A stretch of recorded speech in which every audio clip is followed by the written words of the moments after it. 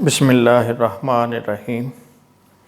आज के लेक्चर में हम फाइनेंशियल अकाउंटिंग और कास्ट अकाउंटिंग में क्या फ़र्क है ये देखेंगे। पिछले लेक्चर में हमने पढ़ा था कि कास्ट अकाउंटिंग जो है इसकी ज़रूरत क्यों पेश आई। तो उससे हमें पता चला था कि मैनेजमेंट को अपने कुछ डिसीजन लेने के लिए इंफॉर्मेशन चाहिए। जैसे कंपनी जो है उसका प्रॉफिट कम हो रहा है, अब मैनेजमेंट देखती है कि भाई प्रॉफिट कम होने की क्या वजह है। सेल कम हो गई है, कॉस्ट हमारी बढ़ गई है, या कोई और फैक्टर है। तो सेल्स तो एक अलग चीज़ है जिसको बढ़ाने के लिए मार्केटिंग डिपार्टमेंट रिस्पॉन्सिबल होता है। दूसरी तरफ कॉस्ट है, ये फैक्टर जो है ये हमारे कुछ हद तक हमारे कंट्रोल में होता है। कॉस्ट यानी आम ज़िंदगी में भी हम यही करते हैं कि हम अपने बजट को, घरेलू जो अखराजात हैं उसको कंट्रोल करने के लिए या उसको मैनेज करने के लिए, या हम क्या करते हैं अपनी इनकम बढ़ाते हैं। अगर इनकम नहीं हम बढ़ा सकते तो हम कोशिश करते हैं अपने ख़र्चों को कम कर लें। तो मैनेजमेंट को कॉस्ट के हवाले से इंफॉर्मेशन चाहिए, तो वो जो इंफॉर्मेशन है फाइनेंशियल अकाउंट्स में नहीं मिल पाती। यहाँ से वो ऑब्जेक्टिव उनका पूरा नहीं होता है, क्योंकि फाइनेंशियल अकाउंटिंग जो है ये जनरल पर्पस के लिए यूज़ होती है। यानी ये अकाउंट्स ऐसे बनाए जाते हैं कि किसी को भी कोई चीज़ की ज़रूरत हो कंपनी के मामलात को देखने के लिए, माली मामलात को देखने के लिए, तो ये अकाउंट्स देख लें। हम पहले पढ़ भी चुके हैं कि accounting is the language of business. इसी से ही बिज़नेस के जो पोजीशन होती है उसका पता चलता है। अब ये जनरल पर्पज़ हैं, तो उसमें हम कोई ऐसी मालूमात नहीं दे सकते जो कंपनी के एंगल से जो सीक्रेट हो, सेंसिटिव हो। ठीक है, तो इसलिए फिर ज़रूरत पेश आई कि कास्ट अकाउंट्स भी बनाए जाएँ। कास्ट अकाउंटिंग का वजूद आ गया। इसके अलावा हमने ये भी देखा पिछले लेक्चर में कि गवर्नमेंट की तरफ से भी अब पाबंदी ये जो है ना लगा दी गई है। यानी जो डेवलपिंग कंट्रीज़ हैं, डेवलप्ड कंट्रीज़ हैं, अब ये चीज़ जो है उभर रही है, इमर्ज हो रही है कि जो पब्लिक है, किसी भी मुल्क की जो पब्लिक है उसको चीज़ें जो हैं कम रेट पे मिलें, कंपेटिटिव रेट पे मिलें। तो गवर्नमेंट ने कंपनीज़ के ऊपर ये पाबंदी लगाई है कि फाइनेंशियल अकाउंट्स तो बनेंगे ही, साथ साथ वो कास्ट अकाउंट्स भी बनाएं। ठीक है, यानी दो मकसद हो गए। एक तो ये मकसद हो गया कि भाई मैनेजमेंट को इन्फॉर्मेशन प्रोवाइड की जाए, और साथ साथ जो है गवर्नमेंट को भी जो है वो इन्फॉर्मेशन कॉस्ट के हवाले से दस्तयाब हो। अब होता क्या है कि कास्ट अकाउंटिंग जो है इसमें जो इन्फॉर्मेशन मैनेजमेंट को चाहिए वो कास्ट अकाउंट में प्रोवाइड कर दी जाती है। ये सिर्फ कंपाइलेशन है, यानी इसमें क्या होता है कास्ट से मुतल्लिक़ जो भी इंफॉर्मेशन है वो कंपाइल होती है।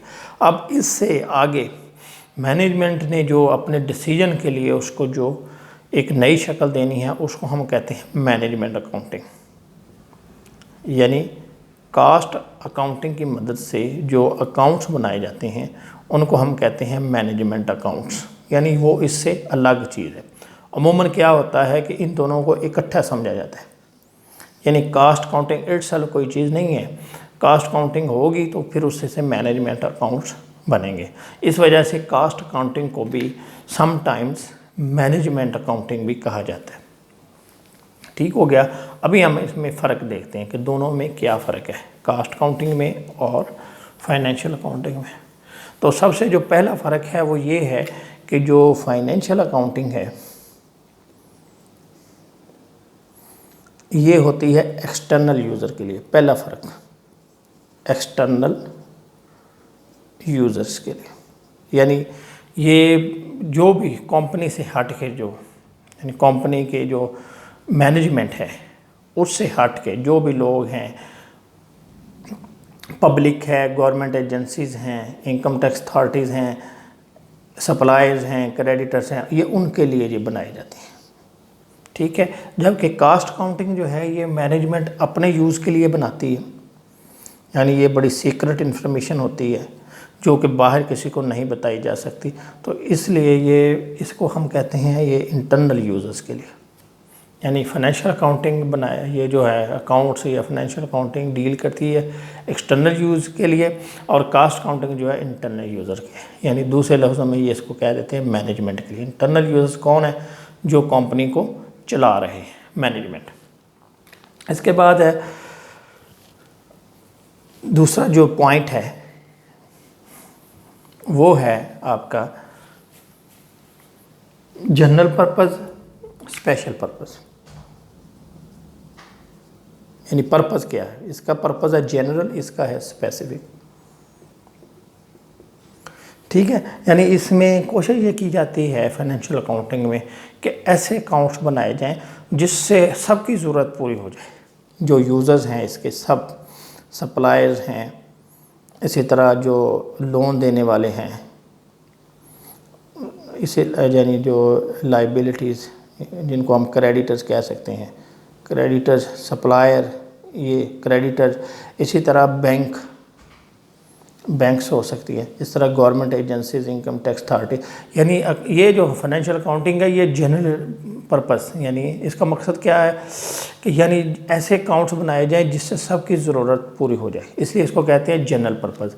जबकि मैनेजमेंट का अपना एक ऑब्जेक्टिव होता है जिसके लिए वो कह सकती है कि जी हमें इसके लिए मालूमात चाहिए, तो हमें यानी सपोज़ ये है कि मैनेजमेंट चाहती है कि हमें मटेरियल के हवाले से इंफॉर्मेशन चाहिए कि हम कितना मटेरियल यूज़ कर रहे हैं, क्वांटिटी क्या है, किस किस रेट पे यूज़ हो रही है, कितनी स्पॉइलेज है, कितना मटेरियल ज़ाया हो जाता है। ठीक है, तो अब उसका पर्पस ये हो गया लिमिटेड। तो ये जो कास्ट अकाउंट्स हैं इस मकसद के लिए बनाए जा सकते हैं कि वो उसमें ये चीज़ प्रोवाइड कर दी जाए। ठीक है, तो मैनेजमेंट इसको अपने हिसाब से जिस तरह से उसको चाहिए उस तरीके से इसको चेंज कर जाती है, तो इसलिए इसको कहते हैं स्पेसिफिक पर्पस। इसके बाद है यानी इनके लिए कोई रूल्स हैं फाइनेंशियल अकाउंटिंग के लिए, ये रूल हैं जनरली एक्सेप्टेड अकाउंटिंग प्रिंसिपल्स जो हम पढ़ चुके हैं। जबकि इसमें रूल्स नहीं हैं, नो रूल्स, इसमें मैनेजमेंट की नीड है, मैनेजमेंट नीड।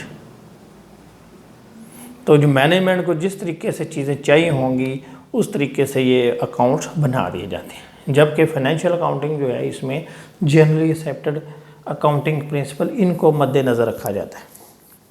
ये थर्ड पॉइंट है। इसके बाद है फोर्थ पॉइंट, ये है मॉनेटरी डाटा।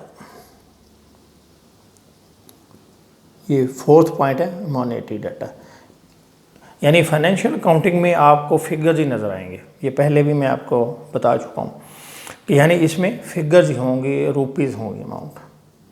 जबकि यहाँ पर आपको क्वांटिटी भी नज़र आएगी और अमाउंट भी नज़र आएगी, यानी ये मॉनेटरी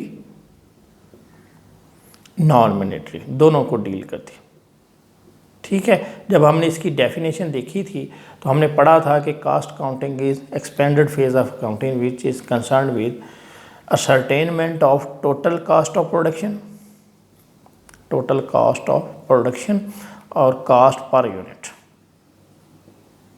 ठीक है, अब इसमें तो ये आपको कॉस्ट ऑफ प्रोडक्शन नज़र आएगी, ठीक है, इधर भी और इधर भी, लेकिन पर यूनिट निकालने के लिए आपको क्वांटिटी की ज़रूरत पेश आएगी। तो क्वांटिटी यहाँ आपको नहीं मिलेगी, इधर मिलेगी। यानी फाइनेंशियल अकाउंटिंग में दोनों एक ही चीज़ होगी, सिर्फ मॉनेटरी डाटा, जबकि कास्ट अकाउंटिंग में आपको quantitative monetary as well as non monetary दोनों किस्म का डाटा नज़र आएगा। इसके बाद है फाइनेंशियल अकाउंटिंग का पीरियड के ये कब बनाए जाते हैं। तो उमूमन इसके लिए जो टाइम है या क्वार्टरली है, क्वार्टरली अकाउंट्स भी बनाए जाते हैं, हाफ ईयरली भी बनाए जा सकते हैं और ईयरली भी। ईयरली तो होते ही हैं, लेकिन जो लिस्टेड कंपनी हैं जो कि स्टॉक एक्सचेंज के साथ लिस्टेड हैं वो अभी क्वार्टरली भी बना रही हैं, फिर हाफ ईयरली भी बनाती हैं और ईयरली भी। ये ऑडिटेड होती हैं और ये अनऑडिटेड, जबकि यहाँ पे कोई टाइम लिमिट नहीं है। ये डिपेंड करता है कंपनी की मैनेजमेंट पे। ये आपके मंथली भी बनाए जा सकते हैं, ये आपके जो है ना क्वार्टरली भी बनाए जा सकते हैं, ये आपके ईयरली भी बनाए जा सकते हैं।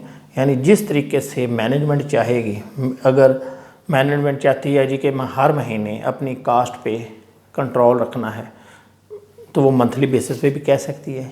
अगर मैनेजमेंट बहुत ज़्यादा कॉशियस है कि भाई हम मंथली का नहीं वेट कर सकते, हमने अपनी परफॉर्मेंस बेहतर बनानी है, अपनी कॉस्ट को रिड्यूस करना है, तो वो क्या कर सकती है कि कह सकती है जी वीकली बनाओ, वीकली कास्ट काउंट बनाओ।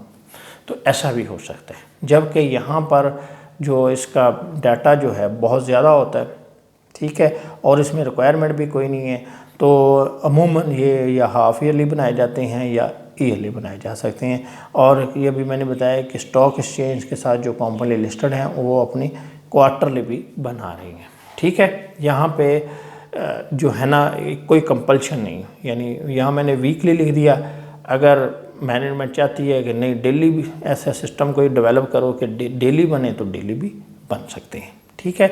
ये अभी 5 पॉइंट मैंने आपके सामने बयान कर दिए। उम्मीद है इन 5 पॉइंट की आपको समझ आ गई होगी।